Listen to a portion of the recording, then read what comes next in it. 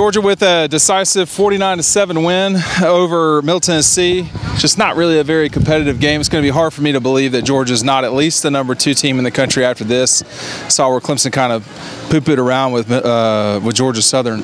It's probably time to make the switch there. If this first half wasn't enough, all you needed to see. And we'll see what happens with Ohio State tonight. They might, I mean, Georgia may just kind of float along here. And they got Missouri next week, obviously, but you know, there's times when you got to just end games. Georgia ended this one quick. I mean, first drive on offense, touchdown. I think by the second quarter, very quickly in the second quarter, it was 28-0. Yeah, about midway through the second, and then by the half, it was 42-7. You know, just not a competitive game. Middle Tennessee not even with 300 total yards of offense.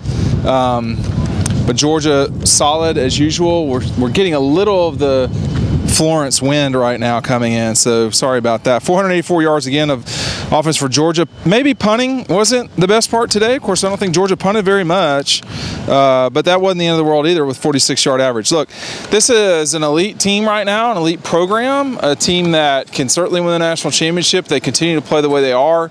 There are some deficiencies. The defensive line is solid, not spectacular, and they will have to get better on the interior of the defensive line, but it's a good team again. And what are you doing? You know, I think that you look nationally, and that's really all you can compare this team to. I mean, if South Carolina and Florida are the main competition for the East, it's not much competition. The Gators obviously losing last week to Kentucky. Maybe Kentucky's Georgia's competition. I'm not sure. But I think that this is really about Georgia, Alabama, Ohio State, Clemson, Oklahoma, maybe Oklahoma then Clemson. Clemson's got some things to figure out, it looks like to me. And we'll see what happens tonight with Ohio State. Now, Oklahoma kind of goofed around a little bit with Iowa State today as well.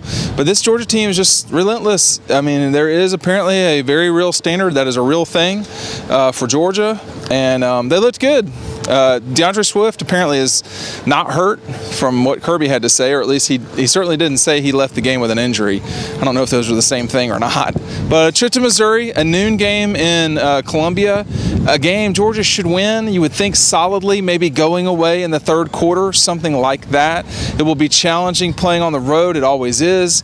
But Georgia's probably played at the toughest place they're going to play this year. I mean, at South Carolina, maybe in Lexington, but at South Carolina is probably the toughest place they're going to play a regular season game. We'll see what happens, you know, in Atlanta, who they could possibly play there in the SEC championship game if they get there, and then beyond that in the bowl games for the playoff or the Orange Bowl or Sugar Bowl or wherever. I mean, that's the type of level this team is at. They're very good. It was good to see Mecole Hardman get loose today. Offensive line, you know, this was probably the worst game they've played so far of the 3 games, and they still completely cruised to victory. You can't do it this way, but without that 41-yard little screen pass from Middle Tennessee, this thing's just a skunk. So a good win for Georgia. We'll see y'all next week in Columbia, Missouri. We'll see. I'm curious to watch Georgia play Missouri. How tight will this be? This Georgia offense, defensive backfield is very interested in, you know, they seem pissed off a lot. So they'll have plenty to play for and against next week at Missouri. Dean Legge signing off. Georgia winning 49-7 in Athens. We'll see you in Columbia, Missouri.